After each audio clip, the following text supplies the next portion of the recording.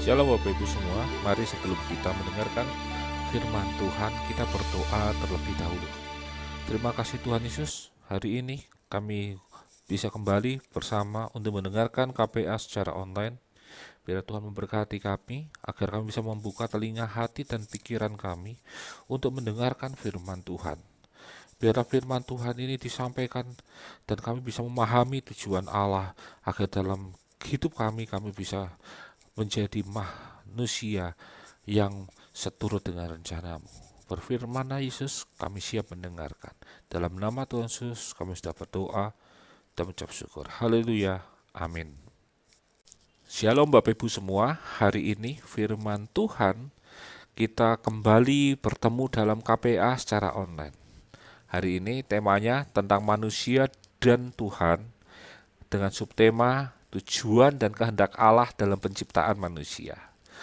Tema ini terlihat berat, namun sebenarnya sederhana, karena kita sedang membahas tentang apa tujuan Tuhan dalam menciptakan kita. Tentu Tuhan menciptakan kita tidak untuk sesuatu yang tidak berguna dan tidak berfungsi.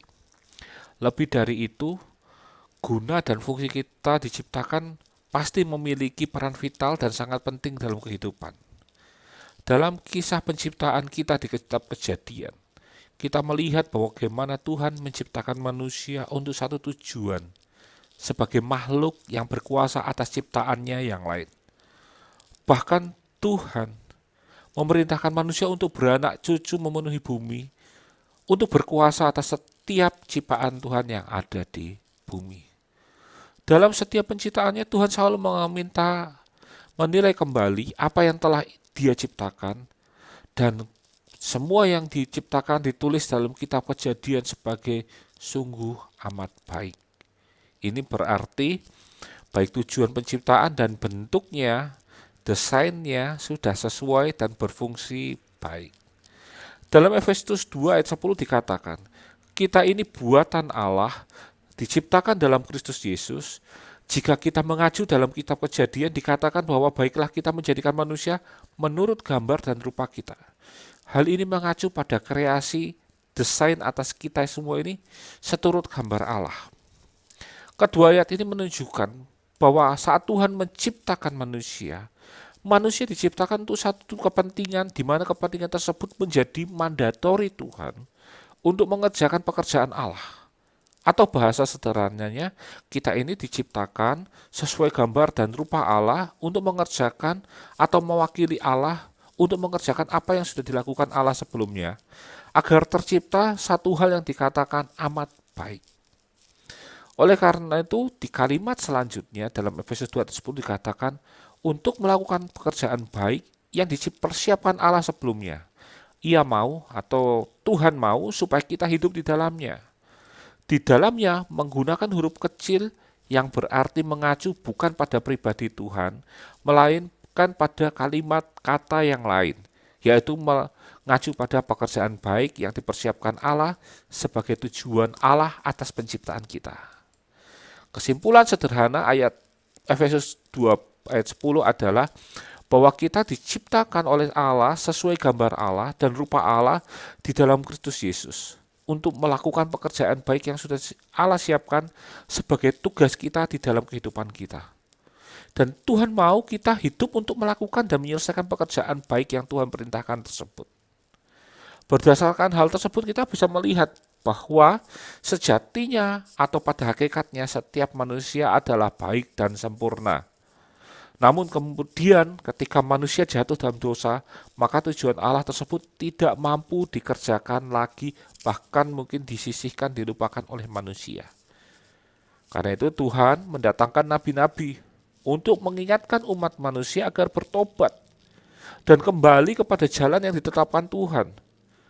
Dan ketika misi tersebut tidak berhasil menyelamatkan manusia, maka Tuhan yang begitu besar kasihnya kepada kita rela mengorbankan tunggal agar kita bisa diselamatkan dan kembali kepada jalan Tuhan.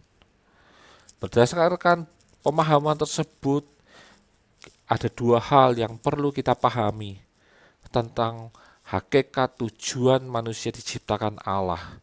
yang sampai dalam perjalanannya telah diperbaiki sehingga kita kembali pada tujuan awal. Yang pertama, dosa yang mengikat sudah dikalahkan dengan kuasa kebangkitan Yesus.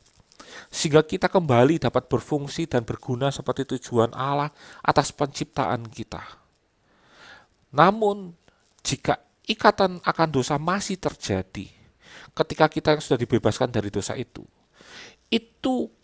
karena kitalah yang mengikatkan diri kita sendiri kepada dosa dan perbuatan dosa tersebut. Sungguh ironis, kita meratapi ikatan dosa padahal kita sebenarnya sudah mengikatkan, kitalah sebenarnya yang mengikatkan diri sendiri kepada dosa, bukan dosa yang mengikat. Baik itu contohnya dalam bentuk ikatan kedagingan atas hawa nafsu, iri, dengki, kecemburuan, mamon, seksual abuse, pornografi, perjudian, perbuatan dosa lainnya. Semua itu bisa kita patahkan ketika kita kembali kepada Yesus. Melepaskan diri dan mengikatkan diri dalam kebenaran firman Tuhan. Memang terlihat lebih mudah untuk diucapkan, namun sulit untuk dijalankan. Apa yang sulit? Karena ketika kita melepaskan diri dari dosa, yang sebenarnya mengikat kita bukan dosanya, tetapi akibat dari dosa tersebut. Seakan-akan akibat dosa itu merupakan bentuk dari dosa yang tidak mau pergi dari kehidupan kita. Karena apa? Karena setiap dosa ada konsekuensinya. Dan akibat dosa adalah harga yang harus kita bayarkan. Sama seperti ketika kita kecanduan narkoba. Maka ketika kita lepas dari narkoba, kita tidak serta-merta lepas dari efeknya. Seperti ketika kita mengonsumsi narkoba, mungkin hidup akan menjadi lebih tenang. Namun begitu efek obatnya sudah hilang dan kita sudah tidak mau lagi mengonsumsi narkoba, efek tersebut kemudian muncul. Ya, ada efek yang kemudian mengikuti sebagai konsekuensi kita atas tindakan dosa tersebut. Dan efek tersebut adalah harga atas pelepasan kita atas dosa. Itulah yang kita akan perjuangkan. Tapi bukan karena dosanya yang kemudian mengikat kita. Tuhan itu memampukan kita untuk melepaskan diri, bahkan untuk berjuang atas efek yang terjadi setelahnya. Karena kita diciptakan sungguh amat baik. Karena itu dosa dan ikatan dosa yang kita ikatkan diri sendiri kepada diri sendiri itu, biarlah kita patahkan lagi, kita buang jauh-jauh. Yuk kita berjuang untuk efek dari terjadi atas dosa tersebut, sehingga kita kemudian menang. Hal yang kedua, bahwa diri kita itu diciptakan untuk melakukan pekerjaan baik yang Tuhan sudah persiapkan. Oleh karena itu, jika ada dari kita yang kemudian melakukan perbuatan dosa, maka yang terjadi dalam hati dan pikirannya otomatis ada rasa bersalah. Itu alarm diri kita. Itu otomatis, itu naluri kita, rasa bersalah itu karena kita melakukan dosa. Bagaimana dengan psikopat yang membunuh dengan kejam dan tidak terlihat merasa bersalah? Pada dasarnya psikopat merupakan kelainan kejiwaan yang terjadi karena adanya satu trauma berat dalam hidupnya. Namun secara umum manusia normal akan mengenali mana perbuatan baik dan mana perbuatan jahat. Dan secara naluri, karena desain kehidupan kita adalah untuk melakukan pekerjaan baik, maka perbuatan baiklah yang akan dilakukan.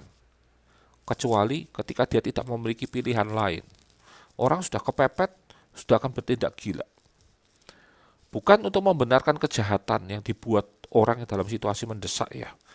Namun untuk menunjukkan bahwa naluri manusia secara normal adalah melakukan tindakan yang baik, perbuatan yang baik. Even pencuri tidak akan memberikan batu pada anak-anaknya yang meminta roti. Itu sudah bukti bahwa manusia itu dasarnya baik. Ada yang mengatakan bahwa kejahatan terjadi karena adanya kesempatan. Saya sangat setuju itu atas ungkapan tersebut. Namun di awal manusia melakukan kejahatan tersebut, ada rasa bersalah pasti muncul. Inilah alarm atas ketidaksesuaian hakikat manusia dengan perbuatannya. Analoginya seperti ketika kita memaksakan menggunakan gergaji besi sebagai pisau pemotong. fungsi gergaji besi tersebut tidak sesuai dengan tujuannya, sehingga terjadi kemudian adalah hasilnya tidak baik. Bahkan kemudian bisa merusak benda yang dipotong ataupun gergaji besi tersebut. Demikian pula desain hidup kita ini untuk melakukan perbuatan yang baik. Karena itu ketika kita melakukan perbuatan yang tidak baik, ada rasa bersalah. Sedangkan ketika kita melakukan perbuatan yang baik, meskipun hanya sederhana, efeknya itu bisa jangka panjang. Contoh saat kita menolong orang lain, maka hati kita itu akan merasa puas, bahagia. Ini lepas dari respon yang orang yang kita bantu ya. Ada yang sudah dibantu malah buat keonaran, tidak terima dan tidak tahu diri ya. Tapi kalau itu adalah respon yang wajar, maka hati kita akan merasa tenang. Seharian itu mood kita akan menjadi lebih baik. Mengapa? Ya tadi karena hakikatnya kita melakukan perbuatan baik. Dan ketika perbuatan yang kita lakukan sama dengan fungsinya, itu akan klop, hasilnya pasti sempurna. Berbeda ketika kita melakukan perbuatan yang tidak baik, hati kita akan merasa tidak sejahtera, dipenuhi rasa bersalah, kemarahan, kekecewaan, penyesalan, dan sebagainya. Tentu mood kita seharian tidak baik karena kita tidak tenang. Karena itu, biarlah kita mengerjakan pekerjaan yang baik, agar kita meroleh ketenangan dalam kehidupan. Karena itulah tujuan kita didesain, tujuan kita diciptakan untuk melakukan pekerjaan yang baik. Bapak Ibu semua, Allah telah menciptakan kita dengan amat baik. Untuk tujuan Allah yang sudah dipersiapkan, yaitu apa? Pekerjaan yang baik. Biarlah kita melepaskan diri dari ikatan dosa sebagai bentuk pertobatan kita dan berbalik kepada kebenaran dalam firman Tuhan, agar kita tahu pekerjaan baik apa yang sedang Tuhan persiapkan bagi kita. Dan biarlah setiap kita mengetahui pekerjaan yang Tuhan persiapkan sebagai tujuan kita diciptakan di dalam dunia ini secara personal. Agar kita setiap orang yang dipanggil Allah, yang dipilih dan dipanggil Allah, kemudian menyelesaikan pekerjaan itu. Di saat nanti kita dipanggil Allah kelak, kita bisa mempertanggungjawabkan atas apa yang Tuhan berikan kepada kita. Amin. Tuhan memberkati. Kita sudah mendengarkan firman Tuhan. Mari Bapak Ibu semua kita berdoa. Terima kasih Tuhan untuk setiap rencana, rancangan-Mu yang baik dalam kehidupan kami. Karena kami tahu Tuhan bahwa kami ini buatan-Mu. Kami diciptakan di dalam Kristus Yesus untuk melakukan satu pekerjaan baik yang Tuhan sudah persiapkan, supaya kami bisa menjadi alat-alat-Mu Tuhan yang menyempurnakan tujuan penciptaan kami. Biarlah kami bisa hidup dalam setiap tujuan-tujuan-Mu Yesus, pekerjaan-pekerjaan-Mu, dan kami bisa menyelesaikan pekerjaan Tuhan. Terima kasih Tuhan, berkati kami semua agar menjadi pelaku firman Tuhan, bukan hanya menjadi pendengar saja. Terima kasih Yesus untuk setiap berkat firman-Mu. Berkati kami semua, berkati Yesus dan mempersiapkannya dengan baik, dan biarlah kami menjadi pelaku firman Tuhan. Dan kami tutup ibadah KPA online ini di dalam nama Tuhan Yesus. Kami sudah berdoa dan mengucap syukur. Haleluya.